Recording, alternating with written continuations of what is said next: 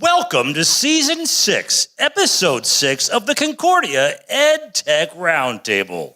Today we are live from the Western Academy Beijing Auditorium, home of the 2018 ACAMIS Technology Conference. Woo! I love it. That's not even canned applause. Our audience is made up of our own wonderful colleagues working in international schools throughout China and Mongolia, and I'll add that they have not been paid to be here. So either they somehow actually chose to be here in a moment of monumentally poor judgment, or they collectively took a wrong turn on the way to the exit. Either way, we're ever so glad they're here. And you too are welcome to join us as we share our thoughts along with our weekly lessons learned and a new fabulous fun fact on this episode of the Concordia Edtech Roundtable.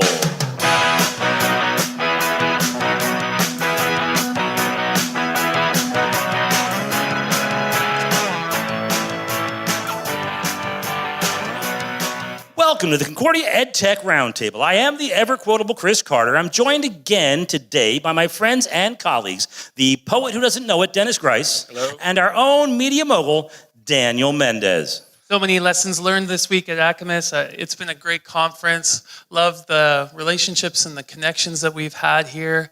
So many things to talk about, so many things that we can talk about, lessons learned, but let's hear what your lesson learned is. My lesson learned is, usually I go all philosophical, not today. Mine is this: when you plan for sub-coverage for a conference, let's say, double check the date that you told the sub to show up so that you don't get a call in the middle of the keynote saying, Chris, your students are here, why aren't you? You were scrambling. I saw. Yeah, that was a little stressful. It got covered though. We're good. I'm glad you have a job when we get back. I hope I have a job when we get back. Well, what you missed was a great keynote from Craig Kemp. Sure. And my lesson learned this week, Craig Kemp. Everybody, do you guys enjoy him? My lesson learned this week, when he was talking about his school's digital learning model, and he talked about, and he made emphasis of, to integrate technology purposely and authentically, start with the why, and establish non-negotiables with consistency. And then he went on and talked about Apple certification, digital citizenship, and those are the expectations when you're coming into a school, to have those things so that we have at least a foundation to start with as coaches. Sure. I'm one of those coaches, so it was a really great keynote. And take it. Yeah, my lesson learned was from one of our third grade teachers this week at Concordia. And I'm sure you've seen it. Kids have iPads or laptops and they're out in the hall and they're doing their audio recording. Or they're in the classroom and there's all that background noise. And shout out to Casey Koshmeter, our third grade teacher, who found this on Taobao. Now, what is this for a podcast? for our audio? For a podcast, I'm doing something visual. This is a retro telephone handset, and it has a headphone jack and microphone that plugs in to your iPad or your computer. Beautiful. And since your mouth is so close to the speaker, it picks up the student's voice, and the level is much higher than what you normally get in, with all the classroom noise, and it eliminates the background noise.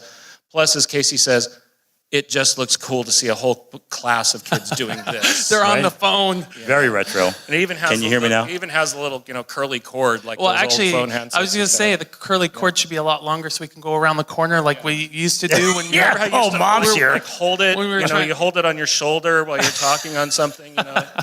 It's just Beautiful. it just While you're brings eating, back, brings back the good old days. Brings and back. Now it's time for here it comes.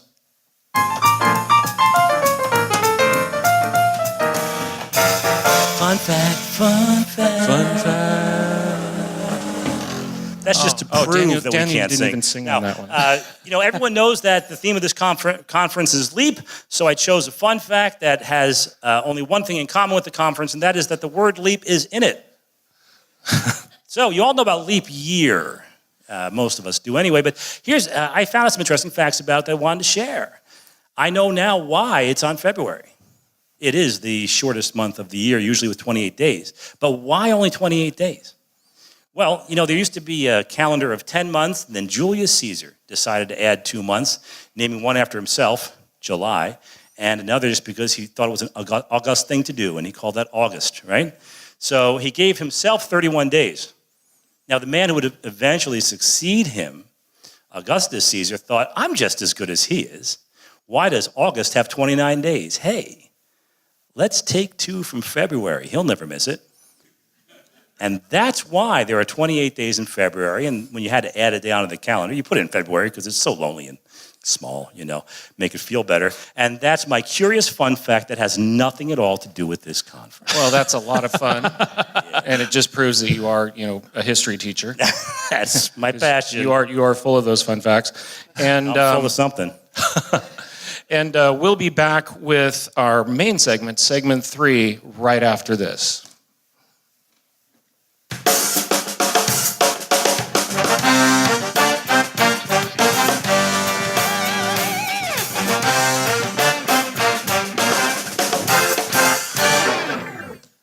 Okay, and before we kind of continue with the recording, I just want to remind you that we're going to be taking a look at some of your WeChats.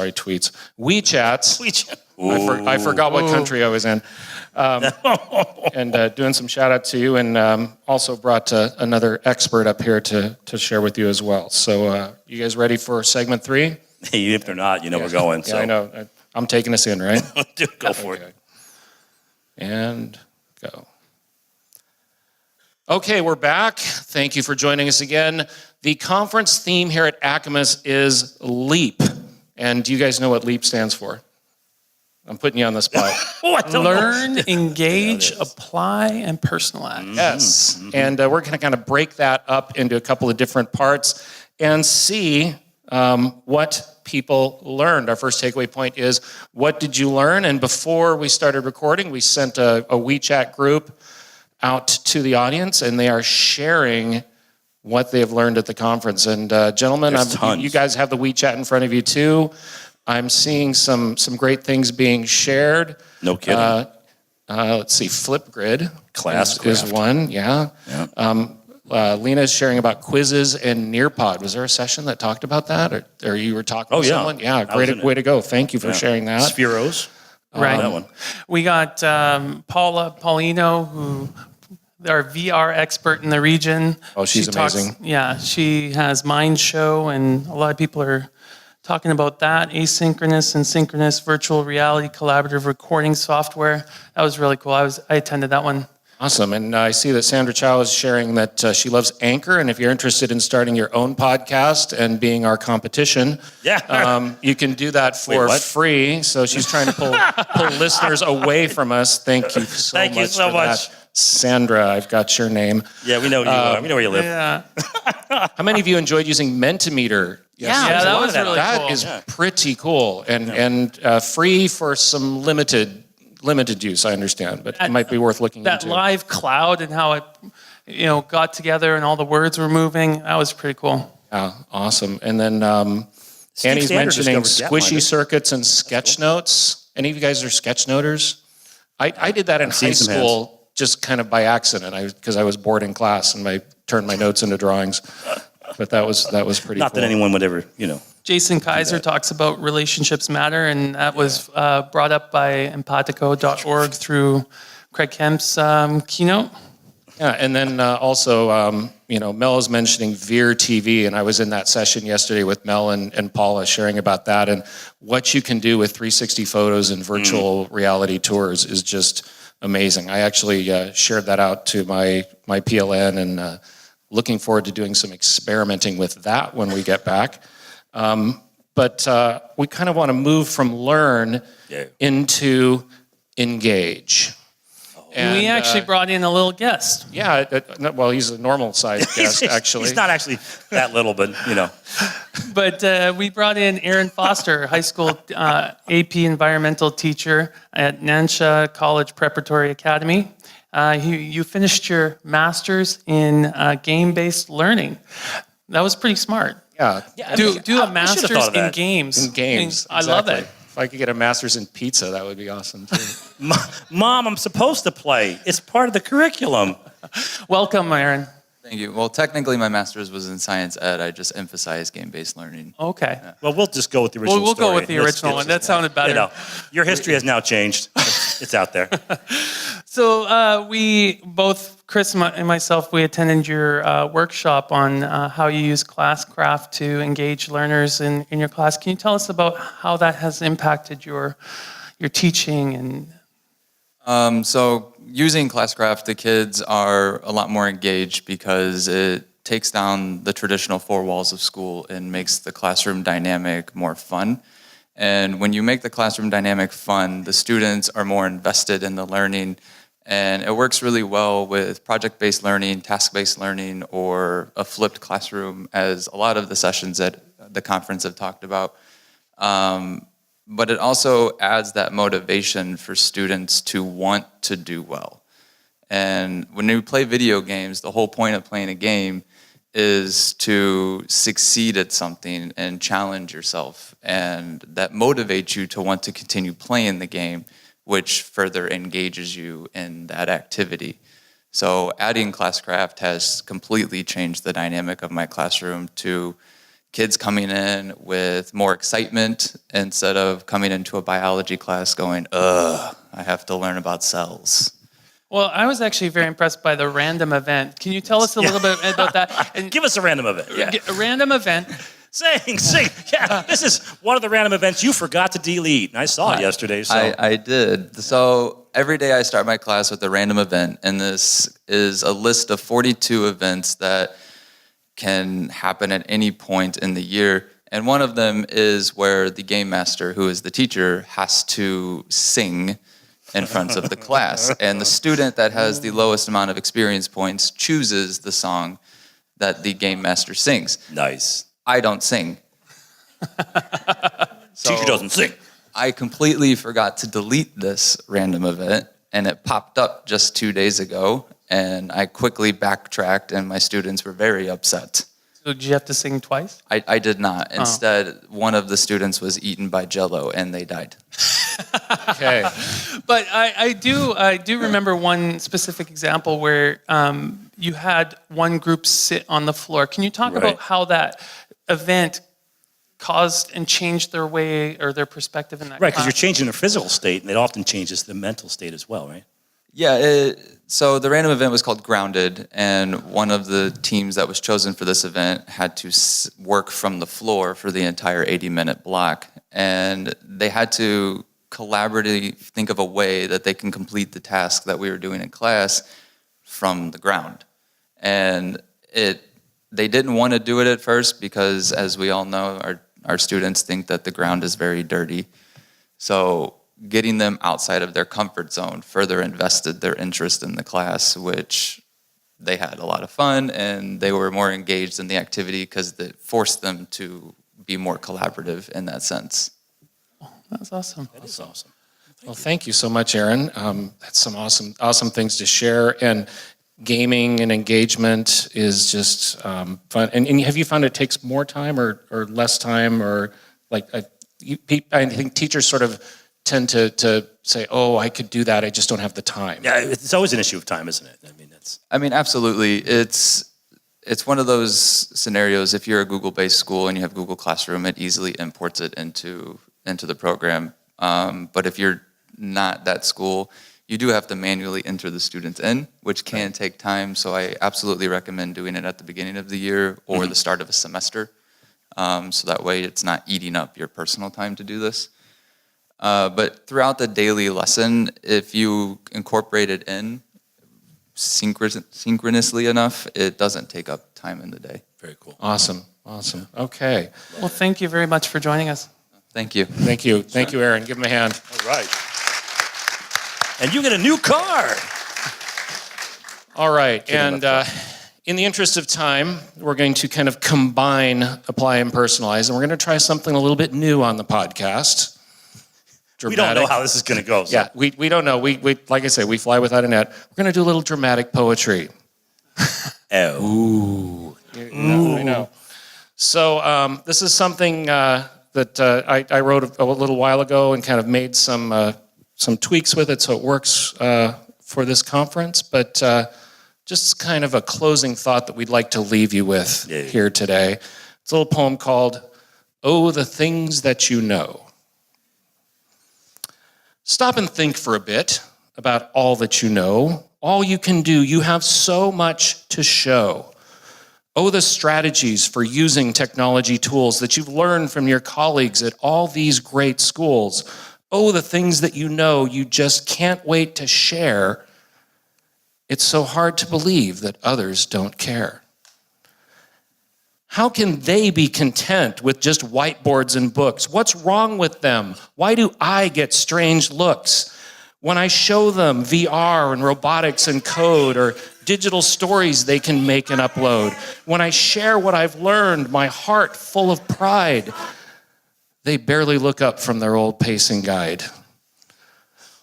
Why aren't they excited and passionate as me about the things that I know? Why can't they just see all their students could do every day in their class if they teach like I teach and get off of their backside?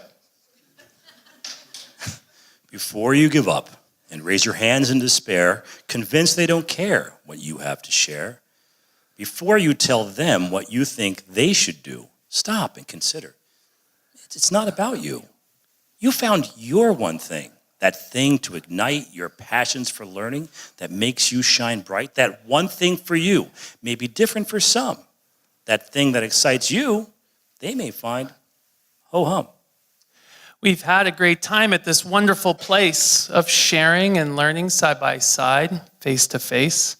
But for what you learn here to bring real change back there, those who are not here must first trust that you care. You have 2 ears for hearing and 2 eyes for sight, but only 1 mouth, and that's just about right. So speak half as much as you listen and see. You might learn that one thing for others could be. For some teachers, it's dancing. For some, it is writing. Still others find role-playing projects exciting. If they're not into tech, don't be quick to condemn. Just stop talking and learn what matters to them. Because listening and watching what other folks do is the only way you will learn anything new. By listening to them, you will also build trust, and for real change to happen, trust is a must. Building relationships here is the key. Find common ground where you both agree. Honor their skills, they'll respect yours in return, and you'll find that sweet spot where both of you learn. Give them ideas and time off to play. Be there for support, and you will find that they take what they learn and make it their own and show you some new things that you might not have known. Then just step back. Let them shine in the glory. They found their one thing. They wrote their own story. Their passions ignited, their stars aglow. You've planted a seed. Just sit back, watch it grow. Yeah. Okay. True words never spoken. Thank you. And today we have like many people to be thankful for. So I'll start with just the first one and then pass it off. I want to thank everyone who listens to us. So thank you, Mom. Yeah. Thanks, Mom. Yes. Thanks, Mom. There's three listeners. Three listeners. Yeah. When they all 3 download it, we just our popularity skyrockets. Yeah. Absolutely. Exactly. We want to really thank the organizing committee for ACAMIS. We really think that this tech conference is a really important conference for the region. We all are in the same boat, the same country, the same issues, and we want to thank the organizing committee for their vision, their hard work, and getting everybody here. Ma and Lei, who are their sound people, for their tech support. They're awesome. And anybody else who has helped here at WAB, wonderful, great job. It's made this conference most auspicious. And it's just been fantastic just meeting and talking with people, and the sessions are awesome, and I think the conversations that happen between, in my mind, are just as awesome or more so. Definitely. You guys get it, which is what's really cool, and we want you to be able to take that back and take that excitement back to your school. And I think one more person who's not here, but if you're a regular listener to the podcast, you hear us talk about Miles May. And you might be wondering, who is Miles May? Well, here's a photo of Miles May. He's way there in the back behind the glass. That's Miles May. and he will be editing this podcast together when we get back to Shanghai. He could not travel with us. He is real life-sized person. That's not he kind of looks like a really dummy or a small, doll. and we shorten him there a little bit. But it looks like he's a midget, but he's actually a cool guy. So where can you actually find? If you're interested, besides our moms, right? Like, where can they find this podcast? Well, you could find us on iTunes Store. Just look for Concordia Edtech and our website, podcast.concordiashanghai.org. And if you have any questions, comments, concerns, criticisms, complaints, or donuts, please send those to roundtable@concordiashanghai.org. Except for the criticisms and complaints. Yeah, but the donuts definitely. Those go to our tech director, Tom Reed. Exactly. That's right. He's our filter. And we look forward to having you join us next time as we have another intriguing EdTech topic, which means we haven't picked it yet. That's right. And conversation here on the Concordia EdTech Roundtable.